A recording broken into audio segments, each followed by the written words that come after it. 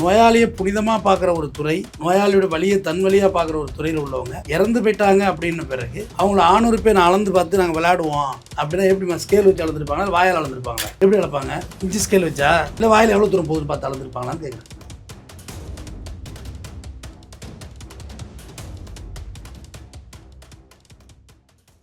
வணக்கம் சார்.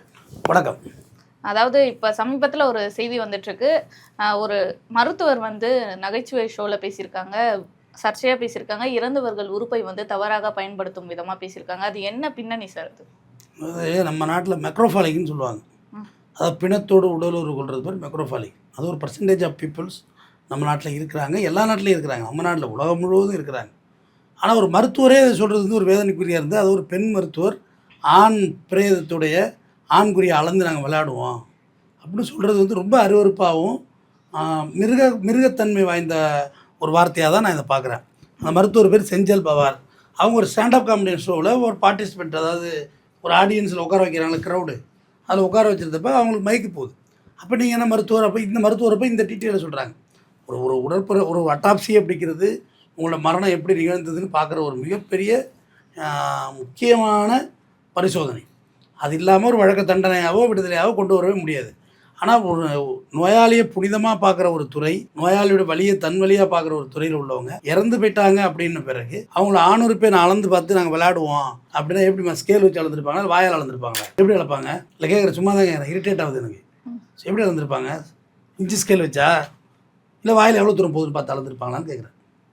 மருத்துவர் செய்கிற வேலையாது. வெளில வந்து சொல்லி வெக்கங்கட்ட ஜென்மம், வெக்கங்கட்ட ஈன ஜென்மம், உங்களுக்கு எவ்வளோ ஒரு ஒக்கிர புத்தி, எவ்வளோ ஒரு குரோதமான புத்தி மனநிலை இருந்திருக்கணும். நம்ம நினச்சிக்கிட்டு இருக்கோம் மருத்துவர் போனால் ஆஸ்பத்திரி போனால் இது பண்ணுவாங்கன்னு. நீ எல்லாம் சைக்கோ வச்ச. ஒரு ஊசி போட்டால் வலிக்குதுன்னு, நல்லா வலிக்கிற மாதிரி ஊசி போடலாம், வலிக்காத மாதிரி ஊசி போடலாம், போடலாம் போடக்கூடாதா? அது அப்படின்னு நறுக்கு குத்தினா வேடிக்கை பார்த்து தானே இருக்கும். ஒருத்தர் காயத்தோடு இருக்கிறான்னா அவன் காயத்தை நான் வழிபட்டு நல்லா அமைக்கி பார்த்துட்டு போயிருக்காது. ஒரு மார்ச்சரியில் ஒரு பிரேதத்தை அட்டாசி பண்ணவுள்ள மருத்துவர்கள் ஒரு குறிப்பேடு வச்சுருப்பாங்க. அங்கே உள்ள தூய்மை பணியாளர், அந்த கடற்கரை ஊழியர், அவர் தான் அதை ஓப்பன்லாம் பண்ணுவார். இப்போ எல்லாம் எவ்வளோ டெக்னாலஜி வந்துருச்சுமா, மண்டையெல்லாம் முடிய உடைச்சாங்க சுற்றியலால், இப்போ இருக்குது. இப்போல்லாம் கிரைண்டிங் வந்துட்டு சரக்கு கிரைண்ட் பண்ணால் அது ஓப்பன் ஆகும். இந்த ரிப்பு இருக்குல்ல, இந்த ரிப் எல்லாமே சரக்குன்னு இழுத்தாக்க ட்ரில் போட்டால் ரெண்டாக ஓப்பன் பண்ணிட்டு உடனடியாக அந்த உறுப்புகளை சரி பண்ணுற அளவுக்கான சூழ்நிலாம் உருவாயிட்டு, வயிறு குடல் கிடல் எதையுமே நம்ம எல்லாம் நினச்சிக்கிட்டு இருப்போம் அள்ளி வெளில எறிஞ்சிருவாங்கன்னு. இது நாட்டு குடலான்னு அள்ளி வெளில போட்டு வியாபாரம் பண்ணுறதுக்கு எல்லாத்தையும் உள்ளே போட்டு ஸ்டிச் பண்ணுவாங்கம்மா, அந்த இடத்த ஸ்டிச் பண்ணுவாங்க, அவ்வளோதான். அவர் தான் பதச்சாலும் மறுபடியும் எடுத்து அட்டாப்சிக் பண்ணுறது. அப்படிப்பட்ட ஒரு புனிதமான இடமா தான் நான் பார்க்குற மார்ச்சரியை. ஏன்னா அந்த பிரேதம் இப்படி தான் இறந்துச்சு, இன்னார் தான் கொலை பண்ணா, இல்லை கற்பழிக்கப்பட்டிருக்காங்களா, கற்பழிக்கப்படலையா, இப்படின்னு பல விஷயங்களே கண்டுபிடிக்கிற ஒரு இடம் அது. அந்த இடத்துல நாங்கள் ஆணூறுப்பை பார்த்து விளையாடணும்னா இது எப்படி? இது அந்த மரணத்தை நீங்கள் ரொம்ப என்ஜாய் பண்ணுற பேரில் தெரியுதுன்னு கேட்குறேன். அது எப்படி பயமே இல்லாமல் பொது வெளியில் எப்படி சொல்கிறாங்க? பயமே இல்லாமல் உனக்குள்ளே எவ்வளோ மிருகத்தன்மை இருக்குது.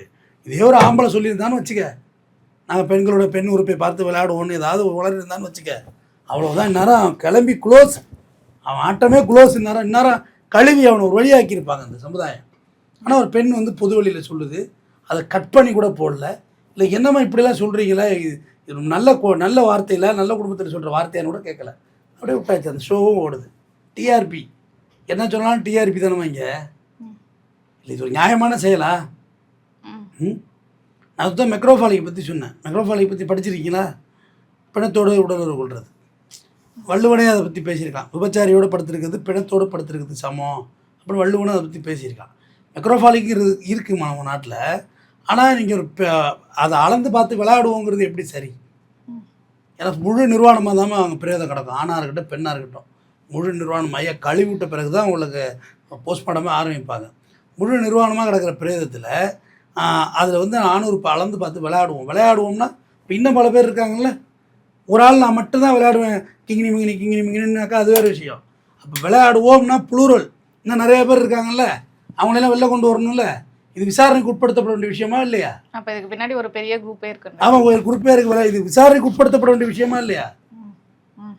ஏதாவது கேஸ் எதனா ஃபைல் பண்ணப்பட்டிருக்கா இவங்க மேலே? இது வரைக்கும் ஒன்றும் ஃபைல் பண்ணல. ரீச்சாங்க இவங்க யூடியூப்பில் பேசுகிறவங்க மேலே வேணால் கேஸ் போடுவாங்க. அதாவது கான்ட்ரவர்சியாக பேசுகிறவங்க மேலே வேணால் கேஸ் போடுவாங்க. நேரம் இவங்க மேலே கேஸ் போட்டுருக்கணும்ல. யார் விளையாண்டிங்க, இது என்ன பிளே கிரவுண்டா அது என்ன கேட்டிருக்கணும்ல. ஏம்மா மௌமிதா வழக்கு இருக்குல்ல, கல்கத்தா ஆர்ஜிகர் மருத்துவமனையில்.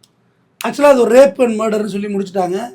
கவர்மெண்ட் அப்பீல் போயிருக்கு, ஆயுள் தண்டனை தான் கொடுத்தாங்க. ரேர் அண்ட் ரேர் கேஸ் இல்லைன்னாங்க. எப்படா ரேர் அண்ட் ரேர் கேஸ் எல்லாம் போவோம்? உங்கள் ஆடிட்டோரியத்தில் நடந்த ஒரு ரேப்பு அது ரேர் அண்ட் ரேர் கேஸ், தூக்கு தண்ணிக்கு ஃபிட்டான கேஸ் இல்லையா அது? ஆனால் வங்கதேச அரசு வந்து அப்பீல் போயிருக்காங்க. ஆக்சுவலாக அதுவுமே பொய்யுமா?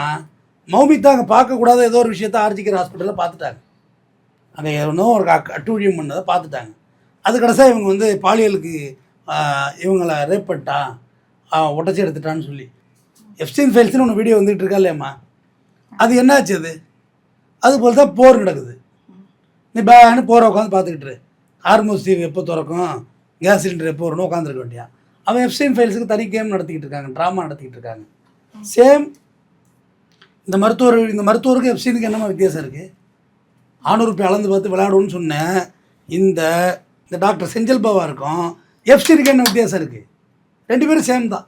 எப்ஸ்டீனை விட இவங்க டேஞ்சர், இவங்க சொல்கிற விதத்தை பார்த்தா. ஆனால் அவங்க ஒரு மருத்துவராக இருந்து இந்த மாதிரி ஒரு யோசனைக்கு அவங்க போகிறாங்கன்னா, அப்போ ஒரு நார்மலாக பேஷண்ட் கிட்ட அவங்க என்ன மாதிரி ட்ரீட் பண்ணியிருப்பாங்க? அதை தான் நானும் கேட்குறேன். உயிர் போயிட்டுருக்க பேஷண்ட் எல்லாம் சிலிண்டர் ஆஃப் பண்ணி விளையாண்டுருக்க மாட்டாரு. என்ன இருக்குது? கடைசி பிரீத்திங் இழுத்து போகுது இல்லைம்மா, சிலிண்டருக்கு ஆக்சிஜனை குறைச்சி விளையாண்டுருக்க மாட்டேன்னு என்ன இருக்குது? முதல்ல ப்ராக்டிஸே தடை பண்ணணும். இப்போ சென்னையில் கோவிட்டோடமா 3வது மாடியிலேருந்து ஒரு நாயை தூக்கி வெளில போட்டு வீடு எடுத்தானுங்க, மெடிக்கல் காலேஜ் ஸ்டூடெண்ட்டு. அவனை ப்ராக்டிஸை தடை பண்ணி அவனை டிகிரியை க்ளோஸ் பண்ணி கொடுத்தாங்க. ஃபைனல் இயர்மா ப்ராக்டிஸ் பண்ணுறதே தகுதி இல்லாதவன்னு சொன்னாங்க. அப்போ இவங்களே அது மாதிரி பண்ணணும்ல. இவங்கள்ட்ட ப்ராக்டிஸ் பண்ணுறது என்ன குவாலிட்டி இருக்குது? போன தேனி இந்த மாதிரி விளையாட்டு காமிக்கிறேன்னா நிஜமாக இருக்கணும். இந்த விளையாட்டு காமிப்பீங்க சொல்லுங்கள். அப்போ இந்த மாதிரி பண்ணவங்களுக்கு மேலே இவங்க மேலே என்ன மாதிரி வழக்கு பதியணும் சார்? அம்மா இவங்களை வந்து உடனடியாக வந்து மருத்துவ போர்டு கவுன்சிலேருந்து எடுக்கணுமா, சஸ்பெண்ட் பண்ணுங்க. முதல்ல சஸ்பெண்ட் பண்ணி ப்ராக்டிஸ் பண்ணுறது தகுதி இல்லைன்னு சொல்லுங்கம்மா. புதுவழியில் வந்து அதை பதிவு பண்ணுறாங்க. தான் செய்கிறது குற்றம்னு தெரியாத அளவுக்கு ஒரு தத்தி பொதுவழியில் வந்து பேசுதா இல்லையா? நாங்கள் அளந்து பார்த்து விளையாடுவோங்கிறது யார்? மற்ற பேர் யார்? இவங்க ஒரு டாக்டருக்கு மாட்டிக்கிட்டு மற்றவங்களாம் யார்? அவங்களெல்லாம் கொண்டு வாங்க. அப்போ மார்ச்சரிங்கிறது உங்களுக்கு ப்ளே கிரவுண்டா இல்லை டென்னிஸ் போட்டா விளையாடுறதுக்கு? மார்ச்சரி போயிருக்கீங்களா? ரொம்ப ஒரு இறுக்கமான மனநிலை வேணும் மார்ச்சரி போகிறதுக்கு. தைரியமும் வேணும், இறுக்கமும் வேணும், ரொம்ப எமோஷனல் இல்லாத ஒரு சூழ்நிலை வேணும். நான் மார்ச்சரிக்கு அடிக்கடி போயிருக்கேன், அடிக்கடி போகிற எனக்கு வேலை இருக்குது, தொழில் சார்ந்த போகிற இடம் தான் நான் மார்ச்சரி. நம்மெல்லாம் வந்து ஒன்றுமே இல்லை, இந்த வாழ்க்கை நத்திங் டூயிங், இந்த வாழ்க்கை பெரிய மூட்டைன்னு நினச்சிக்கிட்டு இருக்கவங்க வேணால் ஒரு வாட்டி மார்ச்சரிக்கு போயிட்டு வாங்க. உங்கள் மனசு அப்படியே உடஞ்சிரும். இவ்வளோ தானே இந்த வாழ்க்கை? சின்ன குழந்தையும் போஸ்ட்மார்ட்டம் பண்ணியிருக்கோம், ஒரு வயசானவனும் போஸ்ட்மார்ட்டம் பண்ணியிருப்பாங்க, அவங்க முகத்தில் ரயில் ஏறி ஓடி இருக்கும், முகம் சிதஞ்சி கிடக்கும், அடையாளம் தெரியாமல் இருப்பாங்க. நான் அங்கே போயிட்டு வந்தால் மனிதனாக மாறி இருக்கேன்னு தான் நான் சொல்லுவேன். மார்ச்சரி அடையாறு கேன்சர்னு சொல்லிட்டு போயிருக்கீங்களா? ஒரு முறை போயிட்டு வாங்க. காஞ்சிபுரம் ராஜீவ்காந்தி காஞ்சிபுரம் பேரறிஞர் அண்ணா கேன்சர்னு சொல்லிட்டு போயிட்டு வாங்க. ஒரு முறை போயிட்டு வாங்க. அங்கே உள்ள குழந்தைகளும் கேன்சரு, எதுக்கு கேன்சர்னு தெரியல. பிறந்த குழந்தை கேன்சரு, அழகான பெண்ணு கேன்சரு, அழகான பையனுக்கு கேன்சர், வாலிப வயசில் கேன்சரு, தொண்டை கேன்சராக பார்க்கவே முடியாது, த்ரோட்டு கேன்சர் பார்க்கவே முடியாது. நாக்கு கேன்சர் வராத இடமே இல்லை உடம்புல, எல்லா இடத்துலையும் கேன்சர் இருக்குமா. அதெல்லாம் போய் பார்த்தா நமக்குள்ளே வந்து ஒரு பெரிய பக்குவம் ஒன்று உருவாகும். இதுதான் வாழ்க்கை, கொஞ்சம் கவனமாக இருக்கணும் போல இருக்குது. குழந்தைக்கு கேன்சர் வருதுமா, புயலை போட்டவனுக்கு தான் கேன்சர், சிகரெட் பிடிச்சது தான் கேன்சர்னா குழந்தை என்னத்தை பிடிச்சிது சொல்லுங்கள்?